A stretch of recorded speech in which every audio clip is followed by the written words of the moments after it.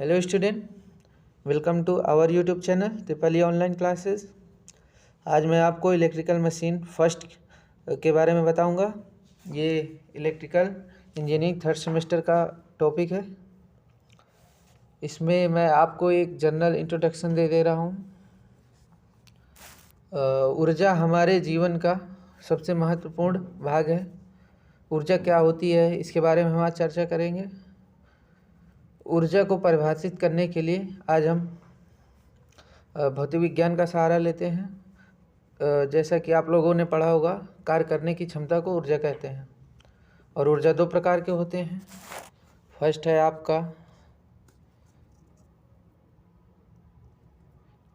आपका जो है काइनेटिक एनर्जी।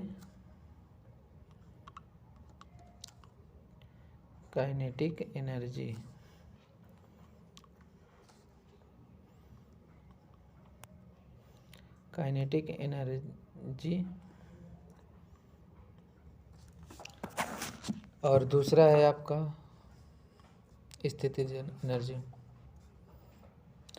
पोटेंशियल एनर्जी, इसे इंग्लिश में कहते हैं।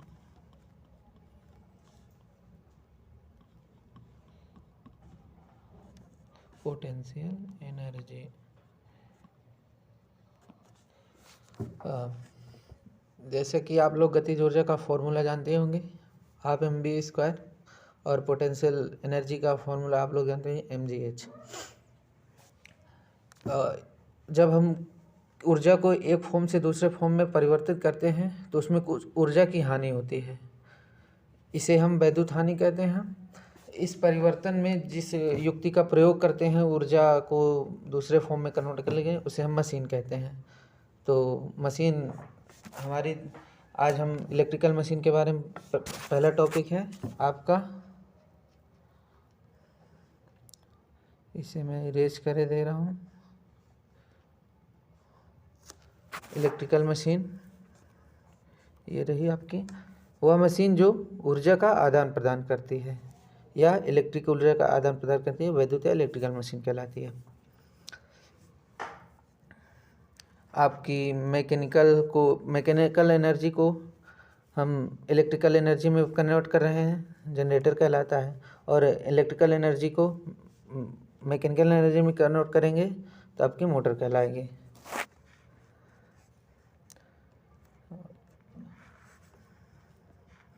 थोड़ा सा इलेक्ट्रिकल मशीन आपकी दो प्रकार की होती हैं, एक जनरेटर, एक मोटर। जनरेटर आपका होता है, जनरेटर एक वैद्युत मशीन है जो मैकेनिकल ऊर्जा को विद्युत ऊर्जा में बदलती है। और मोटर एक वैद्युत मशीन है जो विद्युत ऊर्जा को मैकेनिकल ऊर्जा में बदलती है। जनरेटर को हमें किसी बाह्य स्रोत से ऊर्जा देनी पड़ती है, वो हमें इलेक्ट्रिकल ऊर्जा में वो परिवर्तित करके देता है। और मोटर में हमें जो है इलेक्ट्रिकल ऊर्जा देते हैं और वो मैकेनिकल ऊर्जा में परिवर्तित करके देता है।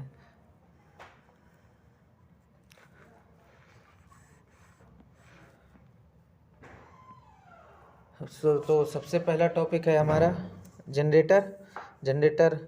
जनरेटर में हम आपको पढ़ाएंगे डीसी जनरेटर।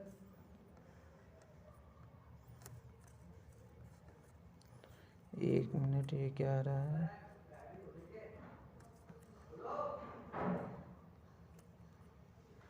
डीसी जनरेटर सबसे पहले हम आपको पढ़ाएंगे।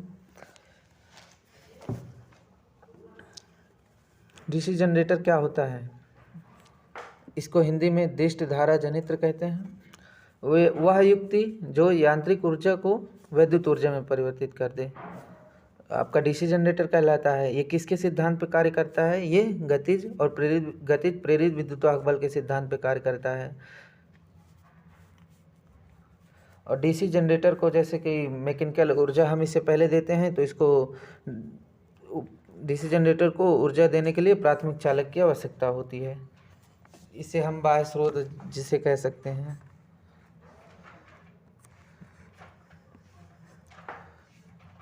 और आपका मोटर है, मोटर को हम इलेक्ट्रिकल एनर्जी देते हैं वो हमको मैकेनिकल एनर्जी में परिवर्तित करके देती है।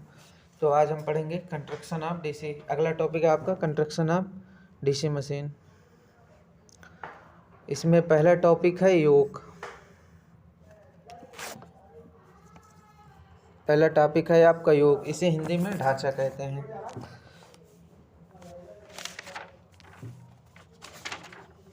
ढांचा मतलब किसी भी जनरेटर का बाहरी आवरण, वो आपका ढांचा कहलाता है। योक मतलब ढांचा। ढांचा से आप लोग समझते रहे होंगे किसी भी मशीन का बाहरी आवरण।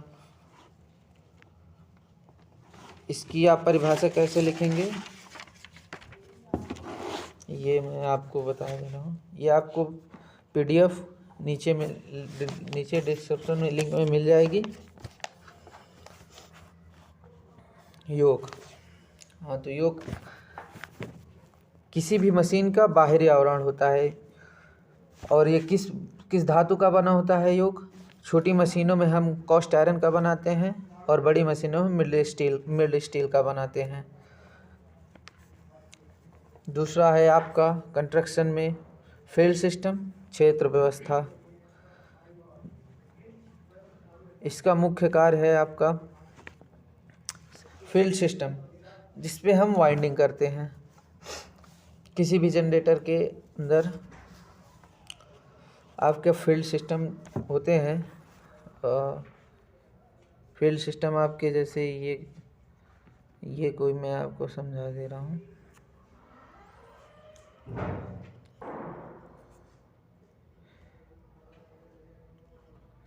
ये होता है आपका कंडक्टर, इसके ऊपर हम वाइंडिंग करते हैं। ये आपका फील्ड सिस्टम होता है। इसका मुख्य कार्य है डीसी मशीन के अंदर चुंबकीय प्रभाव का उत्पन्न करना होता है। ये क्षेत्र व्यवस्था के आधार पर डीसी जनरेटर के अलावा अलग अलग नाम से जाना जाता है।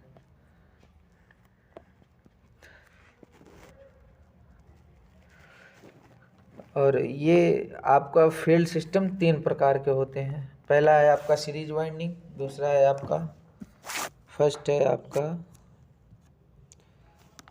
Series winding. यदि हम सीरीज वाइंडिंग क्या होती है? यदि हम किसी वाइंडिंग में, वाइंडिंग का मतलब आप लोग समझ रहे होंगे, ये आपकी मशीन है,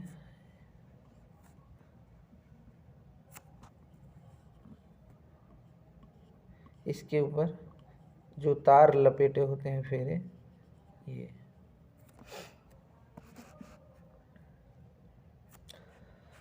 तो सीरीज वाइंडिंग। यदि हम किसी वाइंडिंग में मोटा वायर, वर्तनों की संख्या कम, मतलब किसी वाइंडिंग में हम मोटा वायर ले लें और उसमें वर्तनों की संख्या का मतलब है उसमें फेरों की संख्या कम कर दें। जैसे ये है आपका फील्ड सिस्टम आर्मी, और इसमें हम मोटी वायर ले लें और इसमें वर्तनों की संख्या मतलब फेरों की संख्या आपका कम कर दें। और ये जो है आपका श्रेणी वाइंडिंग कहलाता है। शंट वाइंडिंग, यदि हम किसी वाइंडिंग में इसी का उल्टा जस्ट होता है, पतला वायर ले लें और वर्तनों की संख्या अधिक कर दें और इसे आर्मेचर के साथ हम समांतर में संयोजित करते हैं। हम सीरीज वाइंडिंग का आपका शंट वाइंडिंग का आपका फिगर बता दे रहे हैं। जैसा कि अब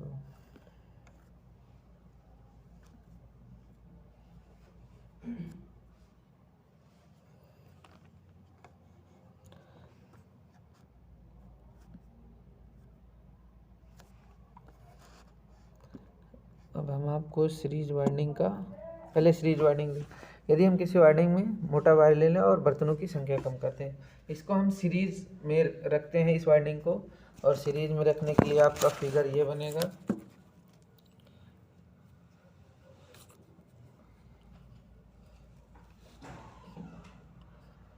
यहाँ पे हम तार ले लेंगे और यहाँ पे आपका ये हो जाएगा, ये हो जाएगा आपका लोड। ये गलत बन गया, 1 मिनट।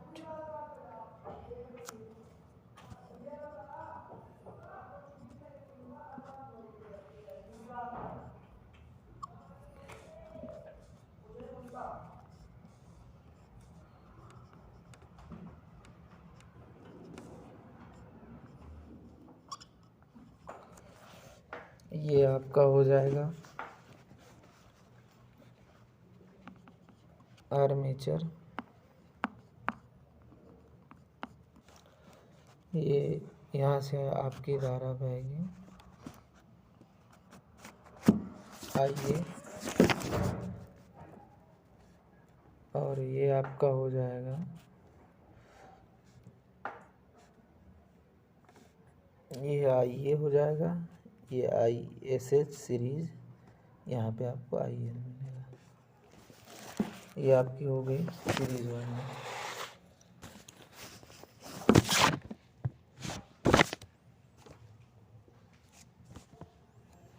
इसके बाद आपका टॉपिक है शंट वाइंडिंग। शंट वाइंडिंग क्या होती है? यदि हम किसी वाइंडिंग में पतला वायर ले लें तथा बर्तनों की संख्या अधिक कर दें, मतलब पतला वायर लेके और उसके जो फील्ड मतलब उसकी वायरिंग करेंगे, उसमें मतलब बर्तनों की संख्या, फेरों की संख्या अधिक कर दें, शंट वाइंडिंग कहलाती है। इसमें हम आर्मेचर के साथ वाइंडिंग को संयोजित करते हैं और इसका आपका फिगर बनेगा। सबसे पहले तो आर्मेचर बना लेते हैं। ये एग्ज़ाम से मतलब एग्ज़ाम में आपको कहीं से पढ़ने की ज़रूरत नहीं, बस जो पढ़ा रहे हैं वही आपका एग्ज़ाम में आएगा। कुछ बुक पुरानी है उसका सिलेबस अधिक है और अब नई बुक है उसका सिलेबस कम हुआ है। ये आपका तो आर्मेचर होता है। एक मिनट, ये गलत बन गया, ये हो गया आपका समांतर में।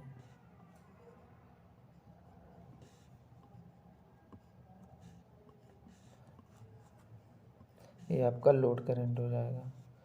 ये आपका जाएगा आइए यहाँ से, ये आपका होता है RA, ये हो जाएगा आपका ISH, ये हो जाएगा आपका IL। बस इतना फिगर आपको बना देना है अगर आपका आता है तो।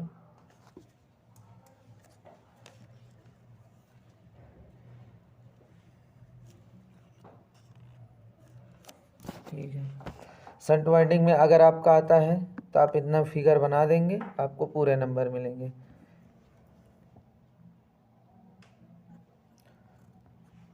आगे आपका है पोल बॉडी पोल शू। अगर ये आप टॉपिक चाहते हैं तो आपको नीचे डिस्क्रिप्शन में मिल जाएगा। आगे कंस्ट्रक्शन ऑफ जनरेटर में अगला टॉपिक है आपका पोल बॉडी पोल शू। पोल बॉडी पोल शू क्या होता है आपका? ये होता है, ये कोई आपका जनरेटर है, पोल बॉडी पोल शू। पोल बॉडी पोल शू क्या होता है? जिसके ऊपर हम वाइंडिंग करते हैं। ये वाइंडिंग है आपकी, जिसके ऊपर हम वाइंडिंग करते हैं, ये आपका पोल बॉडी पोल शू होता है। ये छोटी मशीनों के साथ ढाले जाते हैं, बड़ी मशीनों में पेच द्वारा बांधते हैं और इनकी पत्तियां सिलिकॉन की बनी होती हैं। सिलिकॉन या ज़्यादातर सिलिकॉन की इनकी पत्तियां बनी होती हैं। छोटी मशीनों में इन्हें हम एकदम फिक्स कर देते हैं, बड़ी मशीनों में इन्हें पेच द्वारा बांधते हैं, क्योंकि छोटी मशीनें आप समझते हैं उनकी कॉस्ट जो है एकदम सस्ती होती है और प्लस उन्हें हम कहीं भी आसानी से ले जा सकते हैं। और बड़ी मशीनें हैं तो उनमें कोई भी कमी आ गई तो हम उसे बदल सकते हैं। और इसी में कंस्ट्रक्शन ऑफ DC जनरेटर में आपका अगला टॉपिक है आर्मेचर। DC जनरेटर में अगला टॉपिक है आपका आर्मेचर। आर्मेचर क्या है? आर्मेचर का मुख्य कार्य विद्युत वाहक बल उत्पन्न करना है।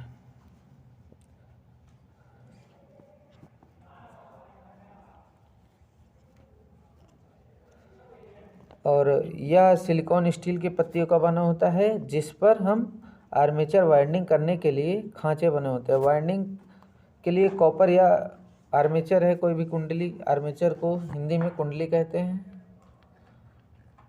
और आर्मेचर का मुख्य कार्य है विद्युत वाहक बल उत्पन्न करना, EMF आपका। ये ज़्यादातर आपको कॉपर या एल्युमिनियम के तार आप लोग यूज ही करते होंगे, ज़्यादातर कॉपर या एल्युमिनियम। इस समय कॉपर सबसे बढ़िया माना जा रहा है। ये आपका ईएमएफ उत्पन्न करेगा। ये ईएमएफ कैसे उत्पन्न होता है? जब किसी चुंबकीय क्षेत्र में फ्लक्स जो उत्पन्न होता है, फ्लक्स कटेगा, उसके कारण ये ईएमएफ जनरेट होता है। और आर्मेचर क्या है? यही आपका ईएमएफ उत्पन्न करता है। बस इसमें कंस्ट्रक्शन अभी हम थोड़ा थोड़ा टॉपिक बता रहे हैं। आगे चल के इसके बारे में जब इसका जो है अगला चैप्टर होगा उसमें अधिक जानकारी बताएंगे आपको। अगला है इसका टॉपिक ब्रूस। देखिए कंस्ट्रक्शन ऑफ डीसी जनरेटर का यदि आ रहा है, आप इतना लिख के आएंगे आपको पूरा नंबर मिलेगा। अगले लेक्चर में मैं आपको कंस्ट्रक्शन ऑफ डीसी जनरेटर के फिगर बता दूंगा। केवल वही फिगर बना के आएंगे आप लोग तो वो भी आपको उतना ही नंबर देगा। आपको इसमें केवल थोड़ा थोड़ा टॉपिक लिखना है। आप यदि फिगर बना देंगे तो आपको पूरे नंबर मिलने हैं। और अगला टॉपिक है आपका ब्रश। ब्रश क्या है? ये आपको जब आर्मेचर आपका ईएमएफ उत्पन्न करता है, उसमें धारा उत्पन्न होगी। धारा को ये आपको इकट्ठा करके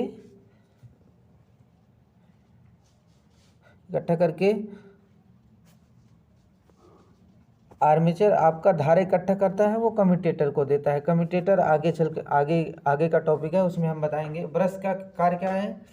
ये आपको धारा जो भी आर्मेचर में धारा फ्लक्स परिवर्तन कारण उत्पन्न हुई उसे इकट्ठा कर लेता है और उसे आगे कम्यूटेटर को देता है। कम्यूटेटर क्या करता है आगे हम आपको बता रहे हैं।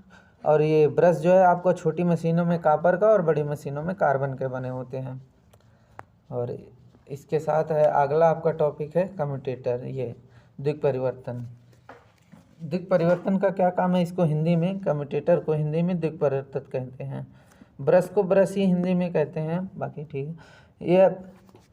ये क्या करता है? ये आपको एसी फ्लक्स परिवर्तन हुआ, वहाँ एसी उत्पन्न हुई, उसको डीसी में परिवर्तित करता है। और जो भी हमें ब्रश के द्वारा धारा मिली उसे कम्यूटेटर आगे मतलब आउटपुट के रूप में आपको प्राप्त करता है।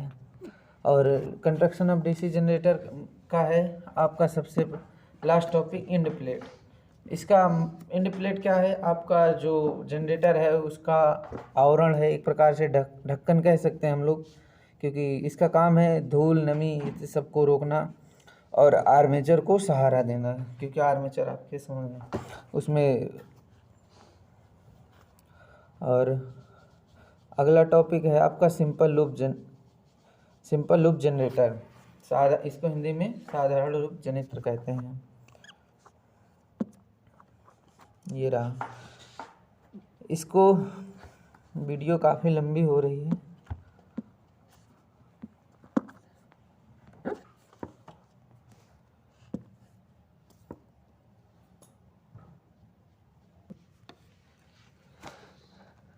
तो स्टूडेंट आज का टॉपिक यहीं ख़त्म करते हैं।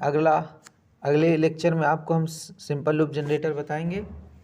यदि आपको वीडियो पसंद आए तो लाइक शेयर कमेंट और सब्सक्राइब चैनल को ज़रूर करें। धन्यवाद।